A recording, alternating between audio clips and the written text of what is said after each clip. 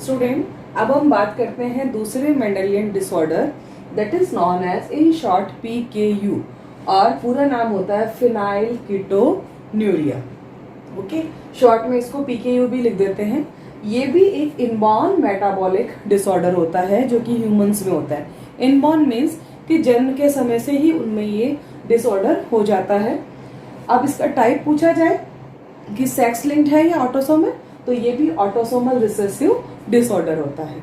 Okay, और यहाँ पर इसका जो कारण पूछा जाता है कि ये PKU क्यों होता है या फिनाइल कीटोन्यूरिया का क्या रीजन होता है, तो हम कहते हैं कि एक जीन होता है जिसमें म्यूटेशन हो जाता है और ये जीन रेस्पॉन्सिबल होता है, ये कोड करता है एक एंजाइम को that is known as phenylalanine hydroxylase enzyme. Means main cause हुआ mutation in gene and this gene is responsible for code of an enzyme that is phenylalanine hydroxylase। means ये gene mutant हो गया जो कि इस enzyme को code कर रहा था। इट मीन्स अब ये इस एंजाइम का फॉर्मेशन नहीं होगा, यानी उस पर्सन की बॉडी में फिनाइलएलेनिन हाइड्रोक्सिलेज एंजाइम का फॉर्मेशन नहीं होगा। तो उससे क्या हो जाएगा, यदि किसी पर्सन की बॉडी में ये एंजाइम नहीं बने तो ये क्या एक्टिविटी को अफेक्ट करता है जिससे कि ये डिजीज होती है। तो यहाँ पर हम एक रिएक्शन लिखते हैं कि जो फिनाइलएलेनिन होता है, आप अभी ये पूछ सकते हैं फिनाइलएलेनिन क्या होता है, ये भी एक अमीनो एसिड है। तो फिनाइलएलेनिन इस एंजाइम की प्रेजेंस में मीन्स फिनाइलएलेनिन हाइड्रोक्सिलेज, मैं यहाँ शॉर्ट में लिख सकती हूँ फिनाइलएलेनिन हाइड्रोक्सिलेज।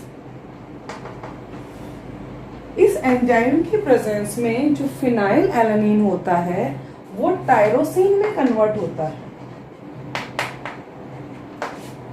और अब ये एंजाइम नहीं है तो फिनाइलएलेनिन टायरोसिन में कन्वर्ट नहीं होगा और इस पर्सन की बॉडी में जिसको कि ये PKU है फिनाइलएलेनिन का अक्यूमुलेशन स्टार्ट हो जाता है।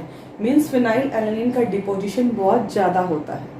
अब वो जो डिपोजिशन होता है वो हमें क्यों हार्म करता है, उसका रीजन ये है कि फिनाइलएलेनिन टायरोसिन में तो कन्वर्ट हुआ नहीं और जो टायरोसिन है ये टायरोसिन रेस्पॉन्सिबल होता है for the production of melanin.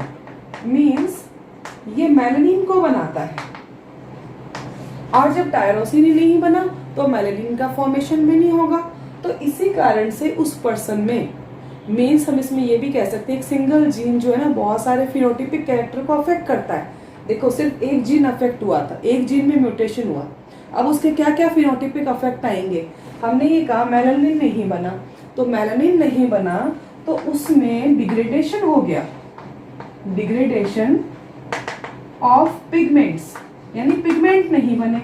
अब ये पिगमेंट नहीं बने तो उसका स्किन और हेयर कलर है उसमें डिग्रेडेशन स्टार्ट हो जाएगा। मीन्स एक जीन ने फिनोटिपिक कैरेक्टर अफेक्ट कर दिया। दूसरा मेंटल रिटार्डेशन, हम ये भी कह सकते हैं कि मेंटल रिटार्डेशन भी होता है। अब यहाँ पर ये पूछा जाए कि मेंटल रिटार्डेशन का क्या कारण है, क्यों मेंटल रिटार्डेशन होता है, तो जो टायरोसिन होता है ये प्रीकर्सर होता है न्यूरोट्रांसमीटर का। Neurotransmitter means that are responsible to send the impulses from one neuron to another. जो कम्युनिकेशन नर्व की कम्युनिकेशंस होती है उनके लिए रेस्पॉन्सिबल होता है। तो ये जो टायरोसिन है ये जो न्यूरोट्रांसमीटर होते हैं लाइक डोपामीन और नॉरएपिनेफ्रिन और एपिनेफ्रिन, उनके फॉर्मेशन के लिए रेस्पॉन्सिबल है। मीन्स टायरोसिन खुद उनमें कन्वर्ट होता है। अब टायरोसिन नहीं बना तो कन्वर्ट कौन होगा, मीन्स न्यूरोट्रांसमीटर नहीं बनेंगे और न्यूरोट्रांसमीटर नहीं बनेंगे तो फिर मेंटल रिटार्डेशन भी हो जाता है।